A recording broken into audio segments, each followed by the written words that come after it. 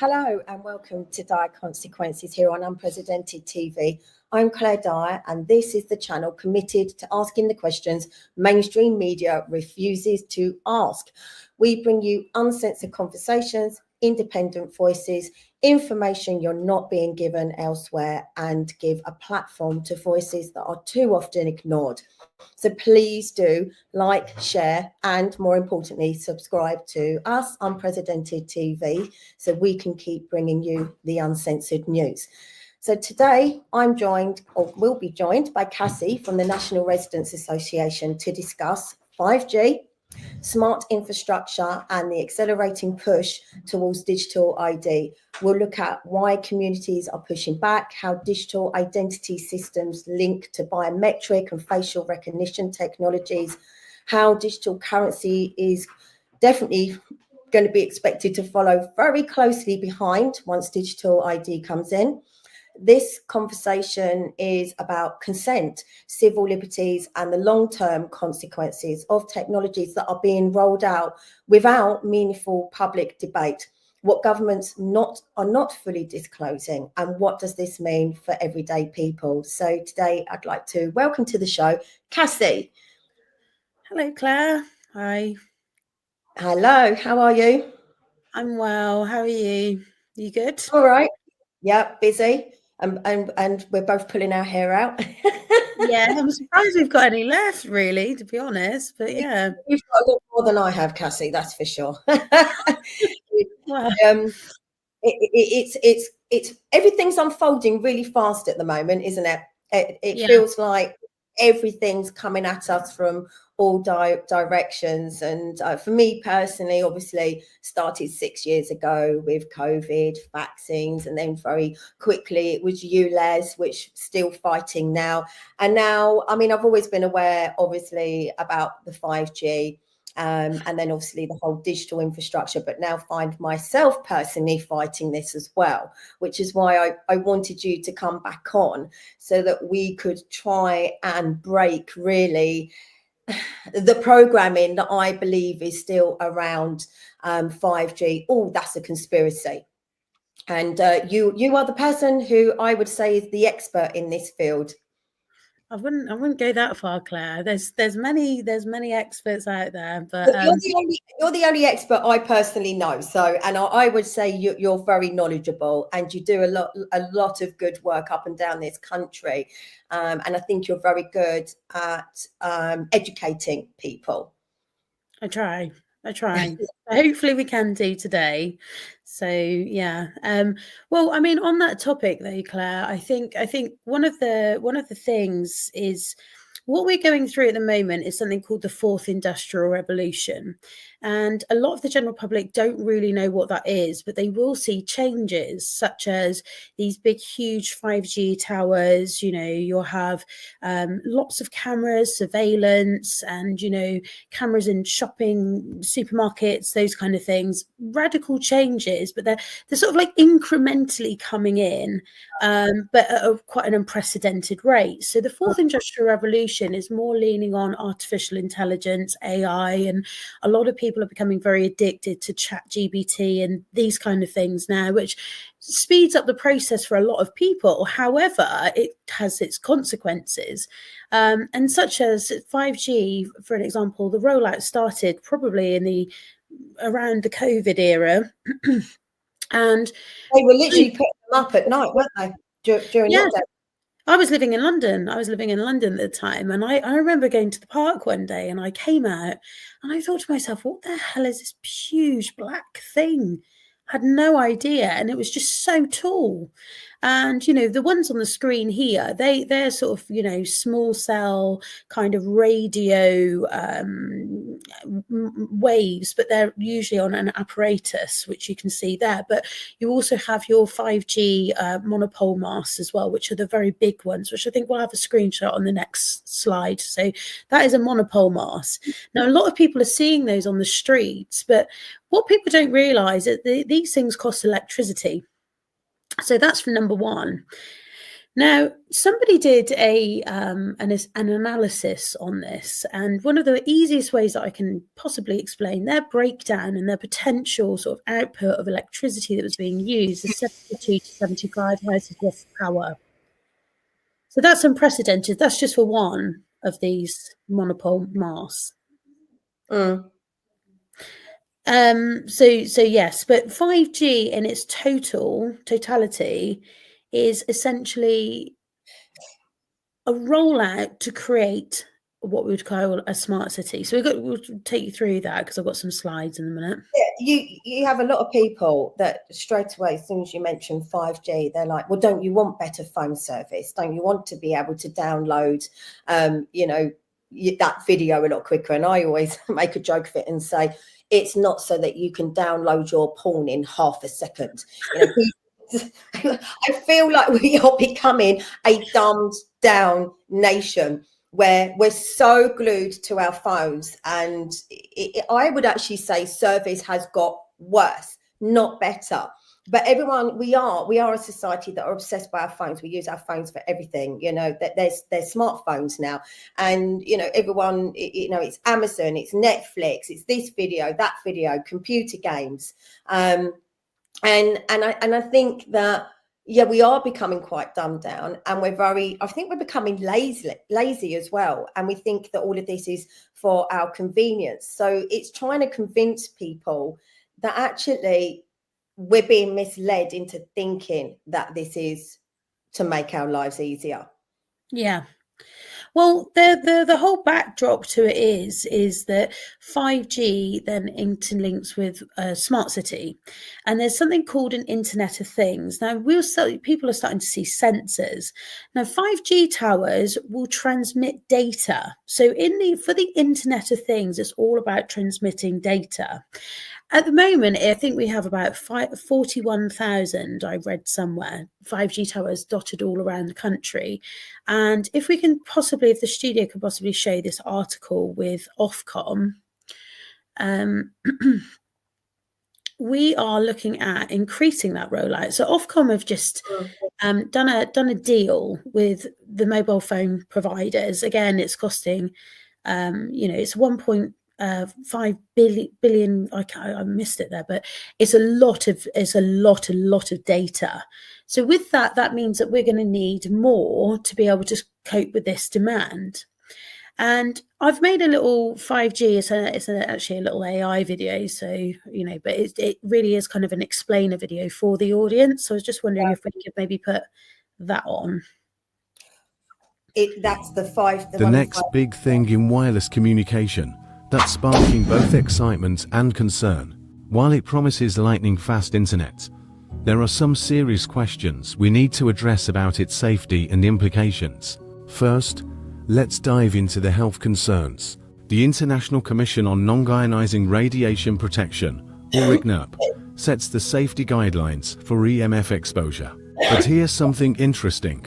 Some scientists argue these guidelines might not tell the whole story. Several independent studies have raised red flags about potential biological effects from prolonged exposure to electromagnetic fields, especially at the higher frequencies used in 5G. But health isn't the only concern here. Think about this. 5G infrastructure requires a dense network of small cells, creating a perfect framework for unprecedented surveillance. With geofencing capabilities and the Internet of Things, every connected device becomes a potential tracking point. Your smart meter could reveal when you're home, your shopping habits, even your daily routines. Recently, there was a groundbreaking case in the UK that caught my attention. A planning inspectorate actually rejected a 5G mast installation, citing health concerns, something that rarely happens. This decision could set an important precedent for future installations. As 5G continues to roll out, we're looking at a future where these networks could become even more pervasive. The infrastructure would enable not just faster internet, but a complete digital overlay of our physical world. And here's where it gets interesting. This network could significantly boost artificial intelligence capabilities. How? By providing the massive data throughput and minimal latency that AI systems need to process information in real time. Speaking of AI, 5G could be the missing link that enables widespread autonomous systems, from self-driving cars to smart city infrastructure. But at what cost to our privacy and health? Here's the most concerning part. Most of us weren't even consulted about these changes happening in our communities. The rollout has been swift and often under the radar. So what can we do about it? First, we need to demand proper health impact assessments. These should be independent, comprehensive, and publicly available. Second, we can get involved in local planning decisions. Your voice matters when it comes to mast installations in your area. Third, we can push for better regulations around surveillance capabilities and data collection. It's not about stopping technological progress. It's about ensuring it's implemented safely and ethically. We need to ask the hard questions now, before we're too far down this path. Write to your local representatives, join community groups focused on this issue, and stay informed about developments in your area. Remember, technology should serve us, not the other way around. We have the right to understand and influence how these systems are implemented in our communities. The future of 5G doesn't have to be a dystopian one, but that depends on the actions we take today. Let's ensure this technology is thoroughly tested, transparently deployed, and truly serves the public interest. After all, it's not just about faster internet. It's about the kind of world we want to live in. See, what concerns me is, I mean, I'm not an expert on this, and I've found myself having to learn very, very quickly. But what I see is that they need all this 5G. They need the data centers. They need the battery farms and the solar farms, so that all of this information, the surveillance, the facial recognition, the biometrics, everything that's going to be smart, the electric, all has to be fed to one central hub, which is it's essentially going to be that smart city infrastructure. That's then obviously your digital ID, which will then be the digital currency. So it's all controlled, and they need this technology for that. But yet they're misleading us by making it think that all of this is for our convenience, and yet everything that we're saying is just a conspiracy. But it isn't. No, and I mean, like, you look at like, I think it was yesterday, they've just made huge changes to the planning national infrastructure projects. So everything that you've just mentioned there mainly would sit in a category of national infrastructure projects. Now, I haven't had the time to read through this document like as of yesterday, I only seen it today, but it goes to show that it's hugely important to this new fourth industrial revolution, which is what we are working towards right now, which leans on artificial intelligence. I mean, expands into things like NHSX as well. And the general public, I mean, they've got no idea what NHSX is, but essentially what it means is a digitalization of the National Health Service. So, if we cast our minds back to people with COVID and they weren't allowed to go to the doctors and things like that, it was very inconvenient for people when they needed medical assistance of some description and they weren't able to go. And that is the sort of autonomous realms that we're possibly moving into, alongside also solar farms. Smart farming is another component which is not really being discussed very much, but that comprises of, a lot of automation. What I've found just in my own community is how a lot of what they're saying is, and what they're doing is a massive contradiction. So take the solar farms and the battery farms. How is that good for the environment? They are literally trying to eat up our farmland and our green land and our green belt, whether it's with solar farms, lithium battery farms, with housing. There's going to be nothing left. So to me, that's a complete contradiction to the whole net zero agenda. bit like them chopping down part of the Brazilian rainforest to build a road so that they could all fly in on private jets, drive down that road in diesel and petrol engines to discuss how we, the ordinary people, have got to make all these sacrifices and changes. And I don't understand how people don't see how that just doesn't make any sense. And then when it comes to 5G, you know, I've had my own issues where they want to put a 25-meter 5G tower that is essentially in the middle of the countryside. It's right on top of residential properties. It's right next to a school. Yeah. And it's going through on what's called permitted development because there's already a existing 8-meter 4G tower. And how I've explained it to people is, I've said it's like me getting planning permission to build a single-story 10-foot extension off the back of my house, and then 4 or 5 years later deciding to then build a 2-story extension and going out 50 foot out the back and saying, oh yeah, but I already had planning, and the council saying, yeah, that's fine, that's allowed, which would never ever happen. And I don't understand how these telecommunication companies can get away with that. I also don't, do you know what? I also think that the councils aren't very informed, because I think these telecommunication companies are kind of confusing the law, and it's almost like deceitful planning. And then my other concern is we've had one go in. Obviously, we have planning for, or not planning, because it's not gone through planning, but they've been automatically given permission to put in another that's less than a quarter of a mile. And my compromise is, as again, I've said to people, one 5G tower in the middle of the countryside, away from, mass population and residential properties is fine. But when you know that they're going to be putting these up like one here, one here, one here, one here, we are then going to be in, essentially, because people liken them to microwaves as well. Well, you use a microwave. And again, my argument is, but we don't have our heads in a running microwave 24/7. By the time they finish rolling out all of this 5G everywhere, we are going to be living 24/7 in a microwave. Also, from my understanding, that if they're close to residential properties, obviously they have Wi-Fi, that then boosts the EMF levels.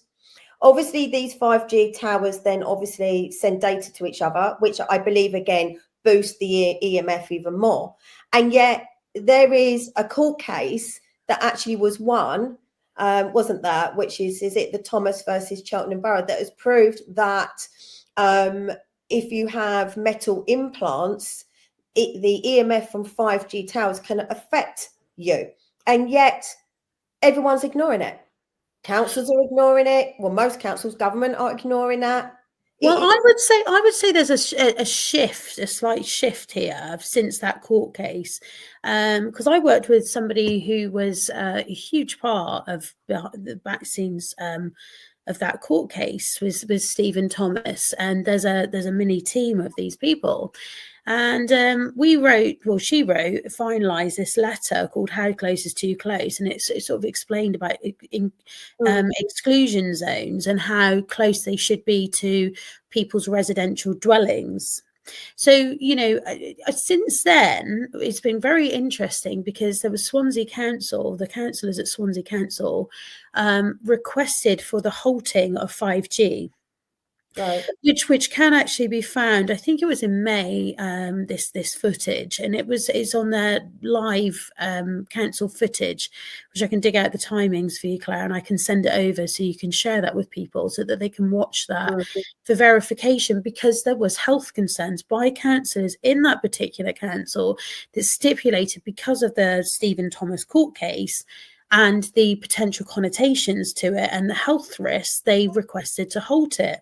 So since then, the other news is that there was a planning inspectorate, which, for anybody that doesn't know the legalese of the planning laws, what happens is one of these masts goes in for planning, and like obviously you were saying just a minute ago, as a normal, if it's never been there before, it would go in for normal planning. Yeah. And it would go into the council, and then people would have the right to object on the council portal. Then what would happen is the council would make a decision. Now, if the council say, no, we don't want that, and they refuse it, what then happens, and it's the same similar sort of scenario, what's happening with these solar farms, data centers and battery and storage systems, all of these kind of planning applications as well, falls into may go over to somebody called what would be known as a planning inspectorate, which is kind of like a national government higher sort of echelon of planning. So there was a small, what we'd call a small cell antenna, which is a very small, and they're usually placed on buildings. So, they're, like rectangular kind of size, and they're just put on buildings. You see them on the motorways, you see them in, on big structure frames where it's not a monopole mast. And there was a planning inspectorate that refused 5G small cell antenna, which is much smaller in size than one of these big, huge monopole masts, on the basis of the Stephen Thomas versus Cheltenham Borough court case on health grounds, which is it's huge. So that's starting to show now, you're starting to build up that picture that this is quite serious. But the one new thing that's recently come into the realms of the council's taking it even more seriously, and I was wondering if the studio might be able to put up the Castle Point Essex The literature, Castle Point Council Essex, the next one, I believe. This is the one.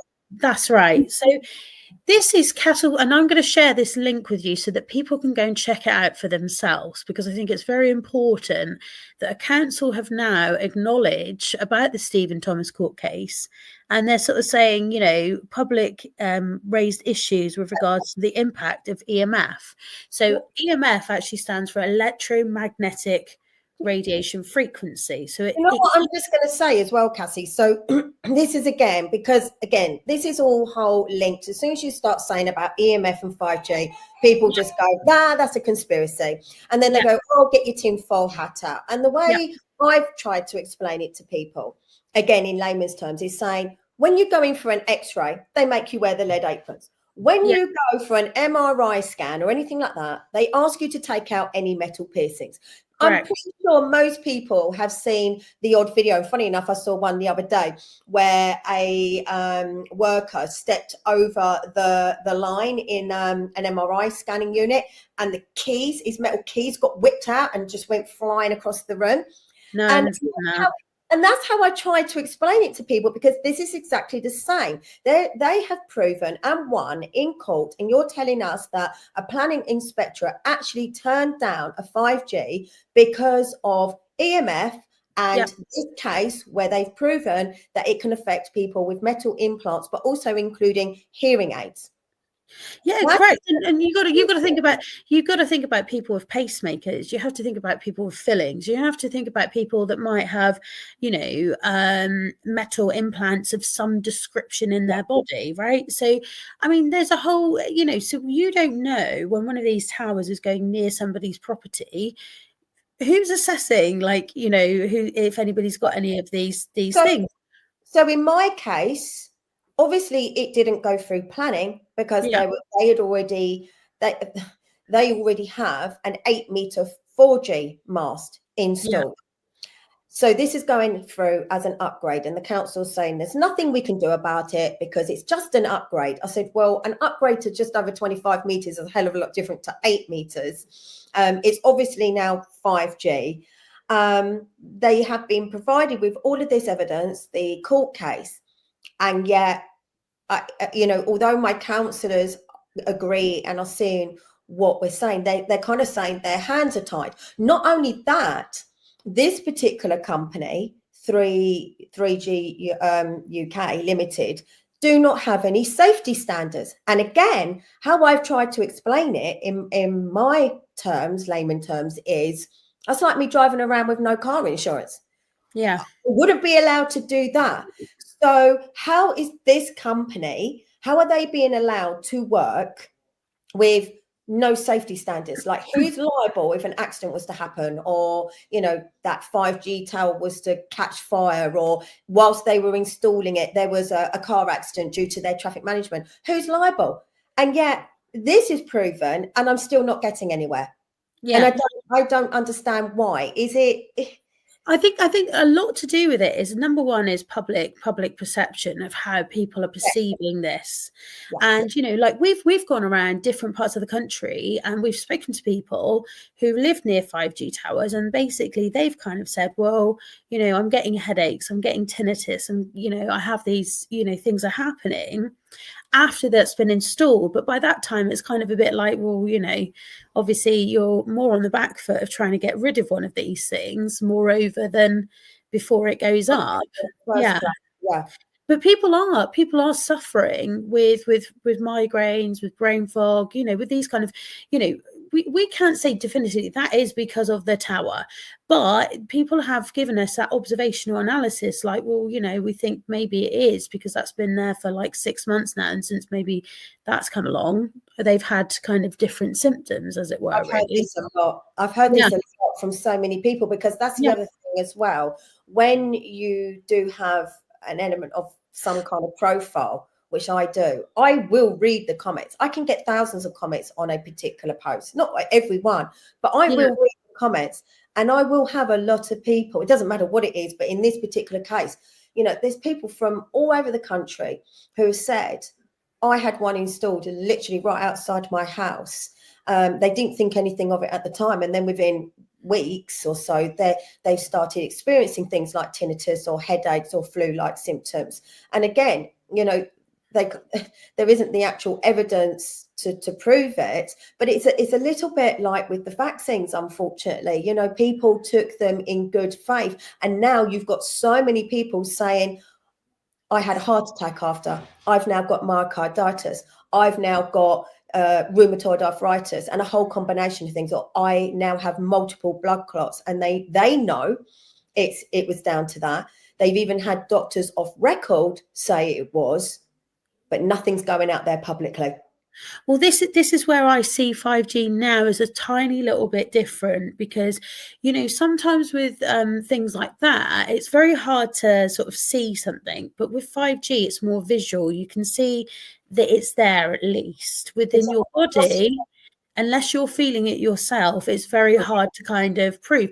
And I mean, I guess in a sense, with some of the symptoms with 5G, it's like, you know, you will only probably experience that when you might have one outside your house, you know, because you don't know about it before. But this is why we've done loads of readings in a variety of different parts of the country, which show that it is extremely high, you know, with some different variable meters to assess the radiation frequency that is being emanated from these towers.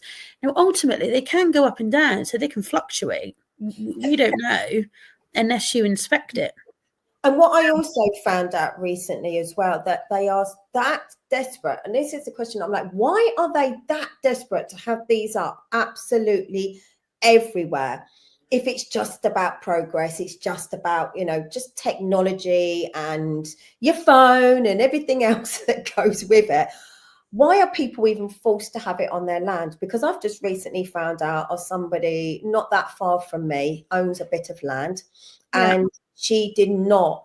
And this particular 5G is one that looks like a pylon. So it looks like pylons with all the railings round it, big electrical boxes on a massive concrete slab right on her land. She didn't want it. She refused it. She had a compulsory purchase put on it. So they literally have just taken part of her land, whacked this on, got right of access across it, ruined her land. And I'm just, how are they managing to get away with that? How do you have no rights in that respect? Why is it that you know, even some properties, like commercial properties, have had no choice but to have these installed on their roofs? Well, yeah, I mean, yeah, that's another question in its entirety, compulsory purchases. Yeah, it's a bit of a reach too far, isn't it? Even that to me is saying, when it comes to this infrastructure, you have no rights. Yeah. We're going to do it regardless. Even if it's your property, your land, we're going to take it anyway, or we're going to do it anyway. That to me seeks desperation. All I see is that the whole infrastructure that, like you said, we've already said it before, the data centers, the 5G. I mean, look at it. I mean, they're ugly as well. They're an absolute monstrosity. The one we've just had installed as well, you can see it across the entire valley. It's just ruined the landscape. You know, it does affect the wildlife as well. It does affect trees. People report all the time that where these are installed that closely to trees, that section of the leaves, they die. Yes, that's correct. We've got evidence to prove that as well. Actually, we've got loads of people done that in and so therefore, it's breaking that mental block with people to say, well, you accept that, oh, look, the trees right next to this are dead. Yes, obviously, certain things like not having safety standards, you can't argue that. You can't argue the fact that we wouldn't be allowed to extend our property without putting in planning permission. So why are they allowed to get away with all of this? We need to break through that mental block with people. Well, we've found a lot of success when we've reached out with the blue leaflet that we made a very long time ago now.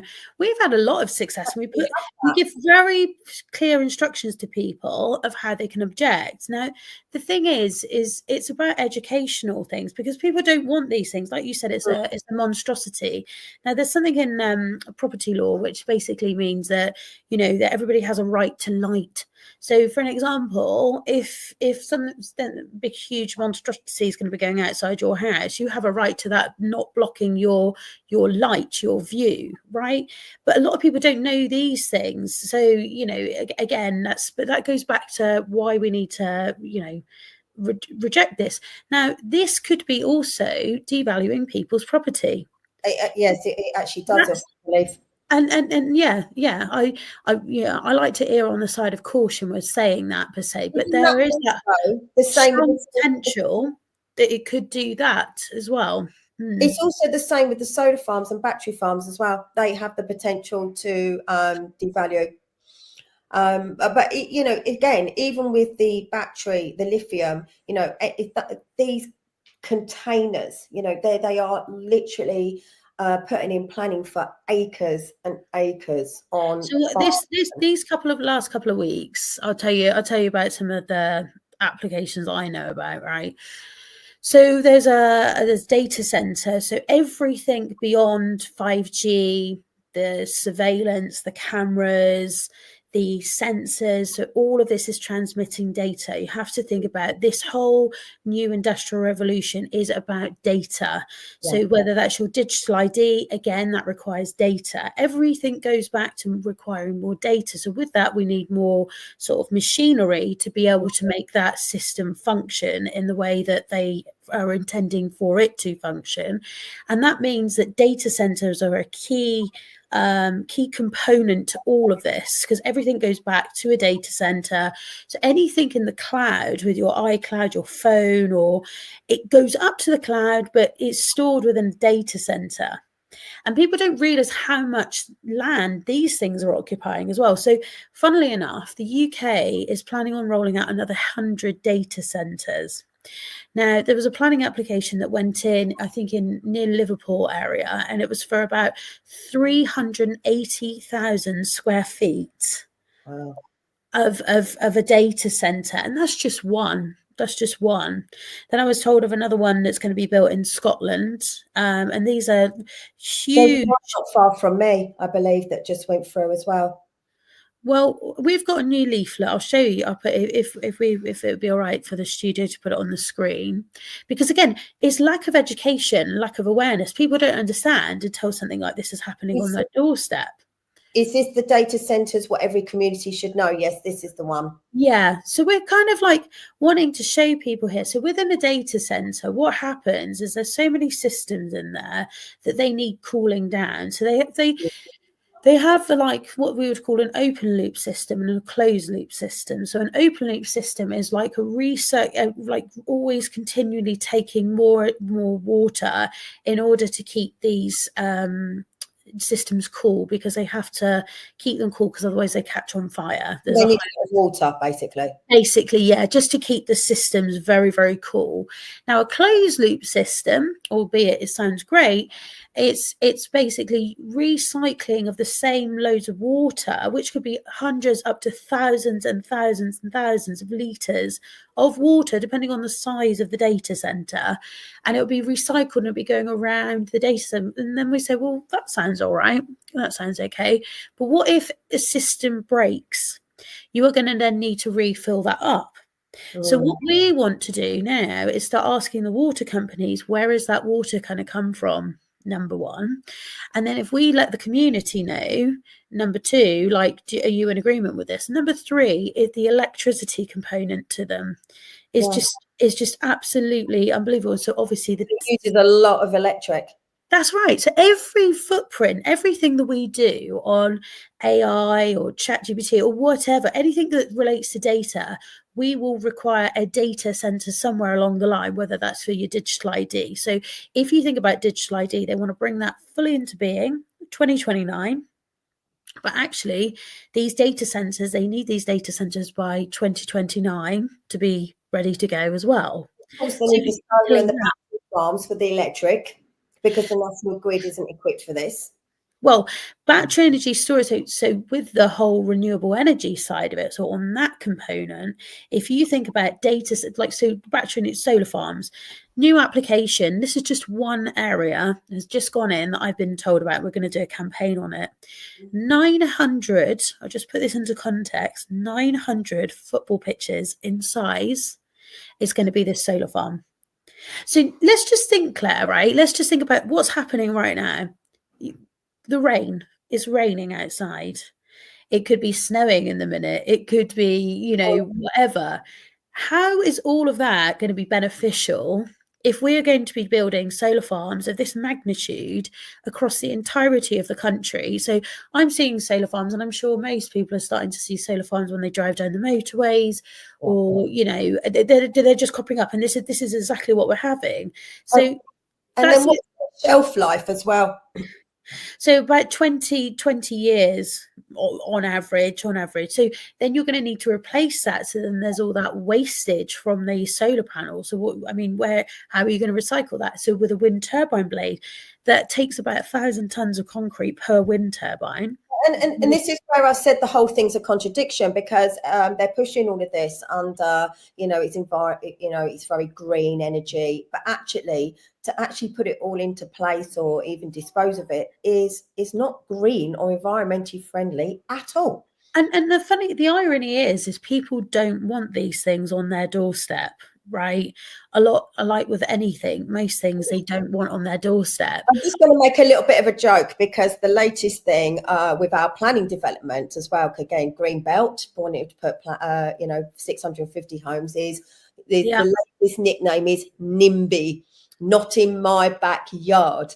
Now that's the thing. Nobody wants them. Oh yeah. We all support solar and all of this, but as soon as it goes up, and it's their view taken away, they don't want it. But it's funny that, and then you can put it somewhere else. They say, put it somewhere else. Where do you want to put it? But the fact is, this is going on everywhere. It's not just a case of not my backyard. It's a case of not anyone's backyard, because they're taking up so much of our land. They're basically stealing our land one way or another for all of these different means, and pushing it under the guise of net zero for our convenience, for our safety.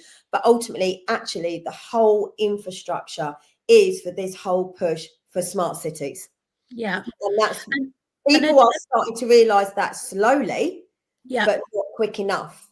Well, let's just put this into context, right? So we're the 3rd/4th most heavily surveilled country in the world, right?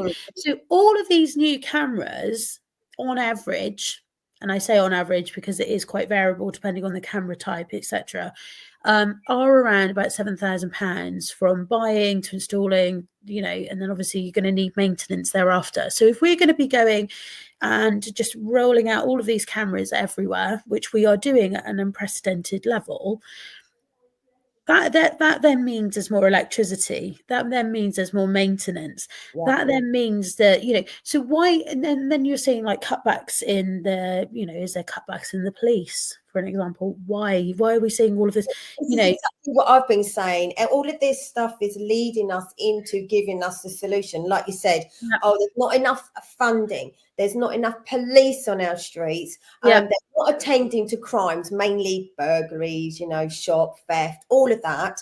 And then they give you the solution of, for example, where near I am, Croydon the police have just started using their facial recognition cameras to catch that said criminal. And everyone's thinking, oh yeah, thank God, it's great.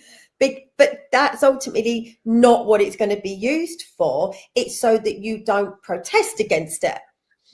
And this is the thing, you see, this is right. So when you think about protesting, people going to these protests or things like that they might, what does that mean? Because they're being surveilled in city centres now as well. Every single time they go there. Every single time this is happening, people are being monitored, tracked, traced, surveilled.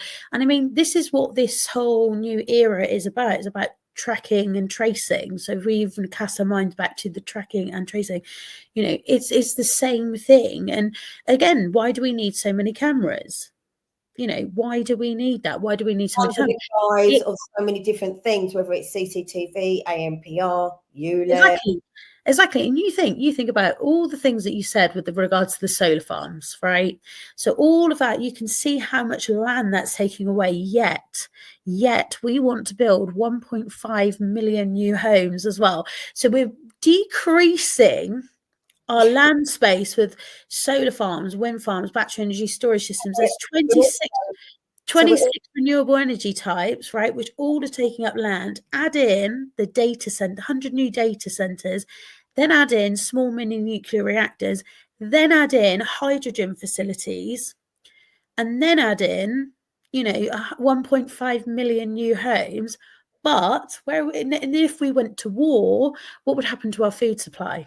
Well, exactly, because we're not going to be self-sufficient. And as one of the slogans is, control the food, you control the people. And that's another one of the reasons why they're going after the farmers. Yeah. What do you think the solution is? Because in my opinion, I keep saying the technology's ready, but the infrastructure is not complete. Because everyone keeps saying, we've already got digital ID. We're already being tracked. Someone said, I disagreed. They said, your phone, basically. You've got facial recognition on your phone. But right now, what I said, the one difference is not everything is centralized to that. Your banking isn't controlled by that. You can choose not to have facial recognition. You can still go into a shop. This particular person doesn't believe that it's ever going to get to worst case scenario where we're going to be completely controlled because to that degree, because it will make what they do implement will make us think that actually we won, but we haven't. So he thinks that we're being scaremongered into believing worst case scenario. But either way, being pushed to really a full electric, where it's electric vehicles that can still be remotely controlled. They can be shut off at a moment's notice. Do you know what I mean? And having everything to one central hub, I think isn't going to bode well in the future anyway. So I think that the infrastructure is not fully complete yet. No, it's not. So it's probably about 85. What do you think people should be doing? I think people should be monitoring what is going on in their area. Now, we hear a lot of people going, I don't like this or I don't like that. Well, you have to take action in some way, shape or form, whether it's like campaigning against that solar farm that you don't want. You need to bring people together under like a common denominating topic, or maybe a variety of topics. I mean, that could be like people running around with machetes in your local area. I mean, that's happened in one of the areas, the people that I've worked with, right? And, you know, a lot of residents were scared naturally, you know, because of that situation. And these kind of things are happening all over the country. So whether it's about a 5G topic, whether it's about solar farm data, whatever the topic, it doesn't matter. Anything to bring people together, because if they do take us to war, we need to be kind of interlinked with our communities. Which they are talking about already. That's right. So we're in a situation now where it's called Blizzard, and I did talk about, I would say about 4 months ago. And I said at that talk, I said, we're in a situation now where they're just throwing everything at us. And basically it's multifaceted warfare where they just throw everything at you and then they just create a flash war. That's where we are, right? So when I seen that coming out on the news the other day, it came as absolutely no surprise to me whatsoever. And that's why more than ever now is the absolutely right time to get people together, to work together in your community. I mean, wouldn't it just be amazing if everybody realised that, oh my God, we've got all these solar farms, where are we going to have our food next year if anything were to happen? Why don't we start going planting in our local park or things like that? You know what I mean? We'll be eating bugs, Cassie. Well, and genetically modified food that's come out of a lab. I think that's what they want us all eating, don't they? Klaus Schwab's, Klaus Schwab. And I mean, and also, I don't think they want as many of us. We're just useless eaters, aren't we? Apparently so. But we have been massively underestimated. I must tell you that, though. I think they think we're bloody stupid. Honestly.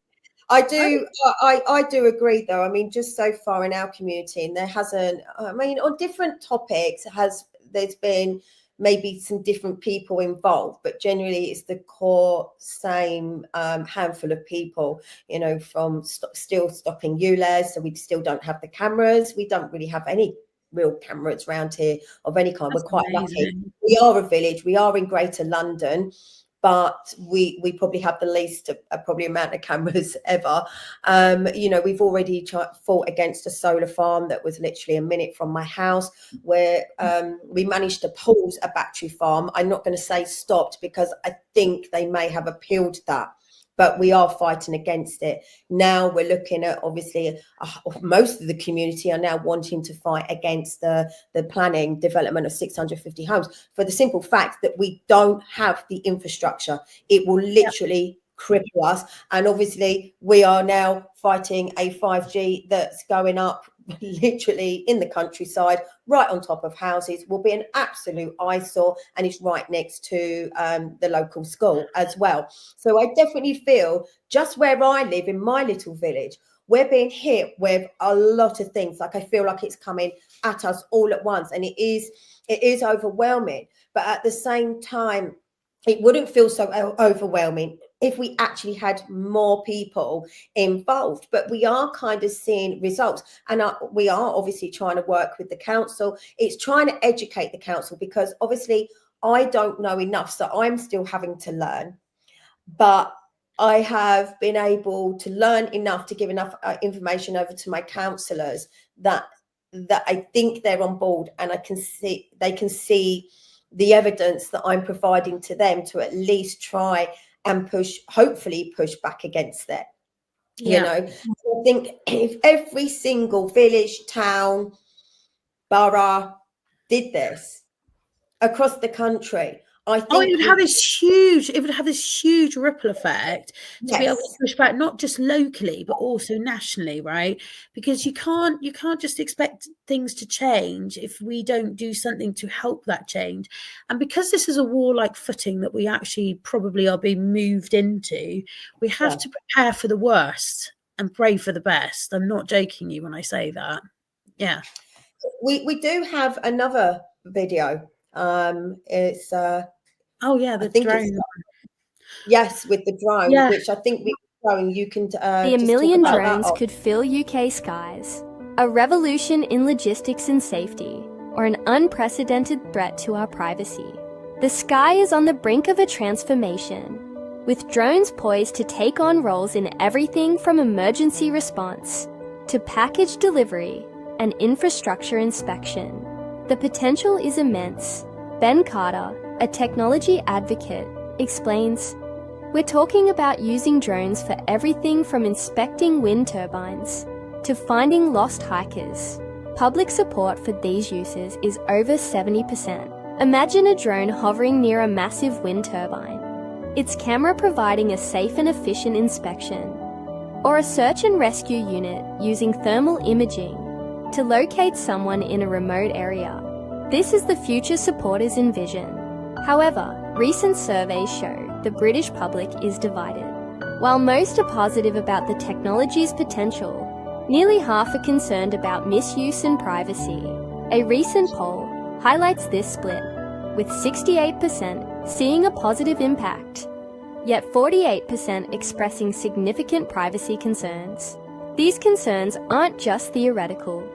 Civil liberties expert Julia Ray notes, "We've already seen police forces use drones to monitor public parks during lockdowns, blurring the line between safety and surveillance.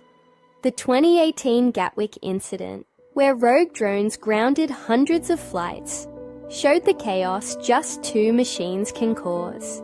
On a domestic level, Ray continues, "Reports of peeping Tom drones have quadrupled. It's no longer a hypothetical threat. It's in our back gardens.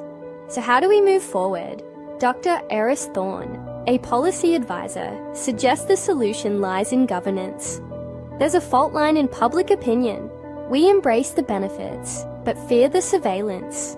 The only way forward is with a robust, transparent regulatory framework that the public can trust. As technology races ahead, our laws and our society must keep pace. The question is no longer if the drones are coming, but on what terms." Yeah, so I think it's really important because it hasn't happened yet.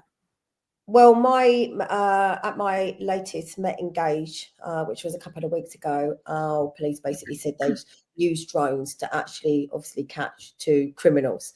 To me, this is the whole in the interest of for your safety, for your benefit, for your security, and but all of that always gets abused. And I think if you add everything up together, it's not looking like it's for our best interest, all of these things. Exactly. This is building that picture to show people, do we actually want this, because they are saying, so the Civil Aviation Authority are, actually mapping out drone flight paths right now in the background. It's not obviously being spoken about, to start utilizing drones. So PwC wrote a document called Skies Are the Limit, and I think they're anticipating about 900,000 drones operating on our skies by 2030, which is unprecedented. So that's just under 1 million drones. It does feel like a very scary future, futuristic future for us, like we've seen in the movies. Yes. Sci-fi, it's like a sci-fi movie, isn't it? So this is why we have to stop these things.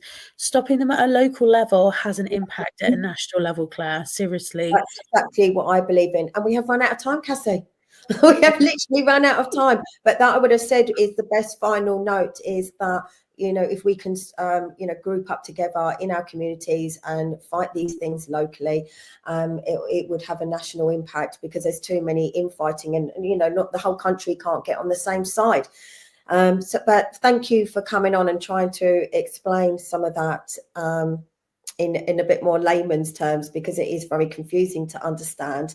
So that was Cassie from the National Residents Association, sharing her insights and trying to raise those concerns that really do deserve serious consideration. It's important, I think, to remember that technology itself isn't actually the issue. It's the lack of transparency, the accountability and public consent is.